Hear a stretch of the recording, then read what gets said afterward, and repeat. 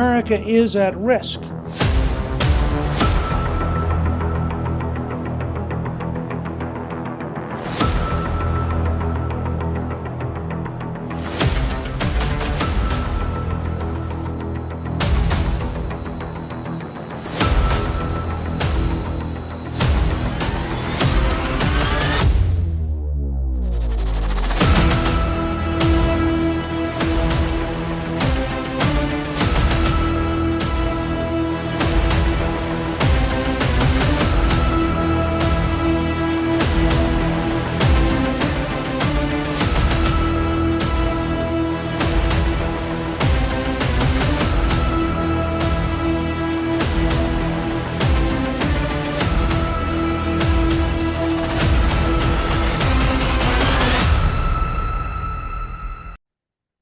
Welcome. Today's guest is Mr. David Baumblatt.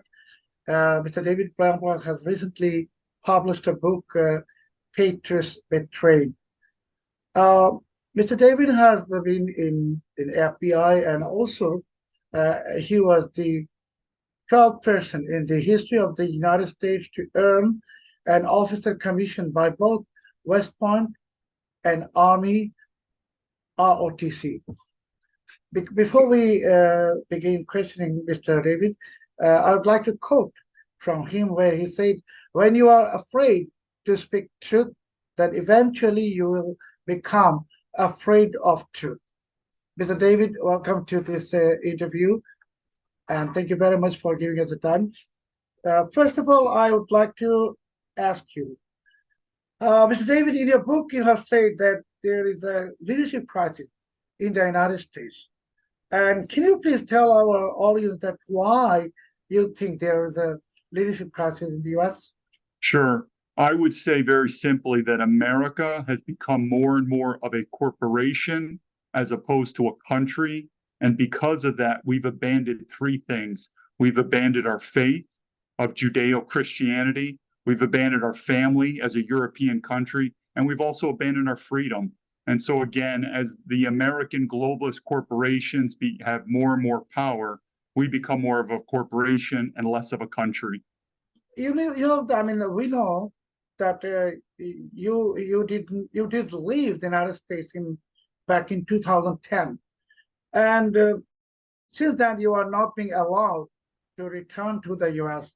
I mean, and also we know that the FBI, the Federal Bureau of Investigation, they are spying on you. What are these reasons? I mean, why you are not welcome back, or you're not allowed to return to the U.S.?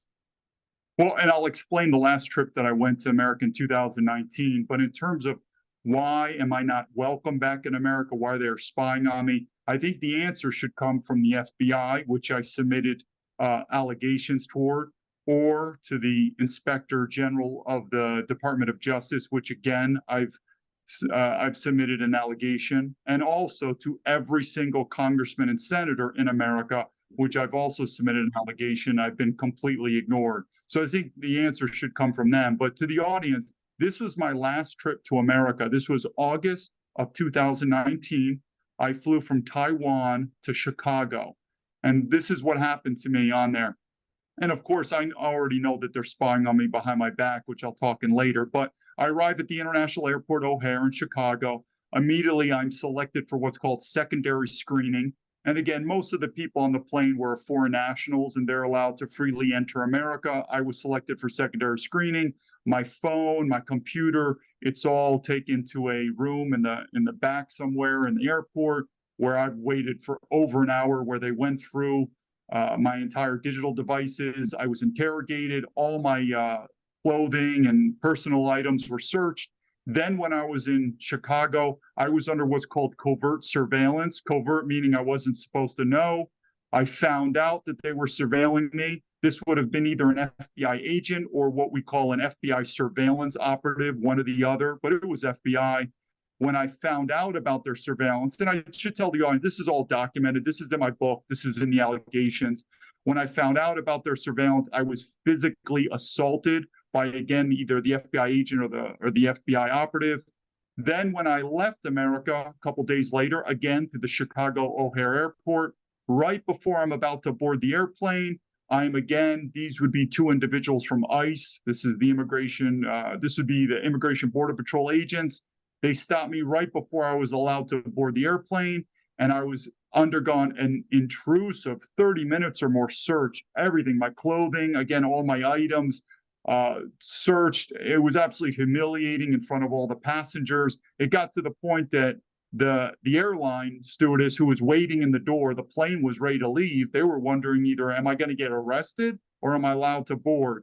And it was just, there were threats and threats and threats. And finally, when I was able to leave America, I get treated better in foreign countries than my own country. And the point is to your question is, why? Why is this happening? Well, I submitted formal documentation to the FBI, to the Inspector General of the Department of Justice, and to every single congressman and senator, and I've been completely ignored. This is not how you treat an American citizen or military veteran, especially when they want our tax money. There should be a reason for this.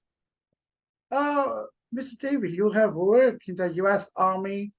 You have been in FBI, so we all know that America was known as the land of braves and heroes, and not only a patriot, you are a hero. But now you are being treated by the U.S. as an enemy of the country, and as you have mentioned in your book, that the patriot betrayed. So, what makes America to be showing that kind of hostility towards you? Yeah. Well, America has changed, just like many countries have changed. So let me give you an example. Again, when I entered the FBI in the year of 2004. And if we remember that time, 2004, that was 9/11, that was, the war on terror, and we could go into that. But at that time, the FBI designated radical Islamic terrorism as terrorist. However, as we all know, the January 6th event, where the January 6th, there was a riot in Washington, D.C., now the same FBI is designating American citizens, tax-paying, and they're patriots as terrorists. And don't get me wrong, I think in the January 6th, there were criminal events. Some of these people should have been punished for criminal activity. But to label them as a terrorist and have the FBI go after them, it goes back to your question, what happened? Why are we changing? And I think what's happening in America is it's difficult to have a country when it's run by globalist corporations, and it just starts changing. And so the patriots, as myself, I graduated from West Point. I have family members that go all the way back to the Civil War in America. I'm born and raised in New York. My family immigrated to America back in 1850. As a military veteran myself, it's natural for me to call myself a nationalist. Now, I could still embrace globalism. I speak fluent Chinese. I've traveled around the world. I think globalism is good. I think internationalism is good. However, I put nationalism first.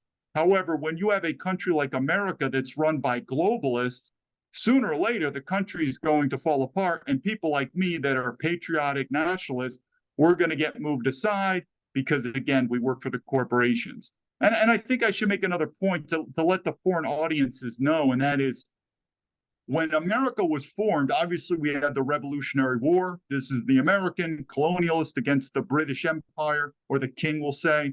And I truly think our American forefathers were truly ahead of their time. However, they made a mistake, and that is they couldn't predict the future like all of us can. And that is, at that time, the most tyrannical form of power was the King of England, meaning a government.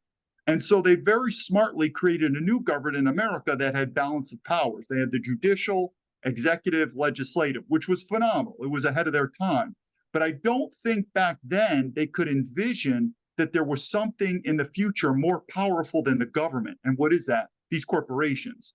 Because if you look at these corporations right now, they are more powerful. So our United States government technically works for the American globalist corporations, the banks, the private equity, everything. And also military industrial corporation. Absolutely, because that's a corporation itself. So everything works. So the military works for the corporations, the politicians work for the corporations, the government, and even the people. We work, and again, I work for both the Boeing company and Amazon in China. It's the corporation. So what I do say is this. in America, there's a lot of rhetoric that China's the enemy, that Russia's the enemy. And what I'm not going to say is Russia and China are the allies and trusted allies of America. What I will say, though, is China and Russia, without a doubt, are not the number one enemy of the American citizens. The number one enemy, again, are these globalist corporations and this globalist government. They are destroying and will destroy America. And I say that too for the audiences. Is again, I'm a China expert. I've studied Chinese since 1995. And if you go to China, you'll realize that the American corporations love China. And here's also a key point is if you're in America, you'll notice that Russia has a worse reputation than China. You know, in America, I mean, I think with the COVID virus, China now is having a negative influence in America. But you have to ask, why does Russia have such a worse reputation in America than China? Because their forms of government or where they are, they're very similar in terms of, you could say, adversaries of America. Well, I think you have to look at the money. The economy of Russia is about the size of the state of Texas or the country of Spain. It's not a large economy versus China, which is the number 2 largest economy in the world and maybe even will one day rival America. So that's number one.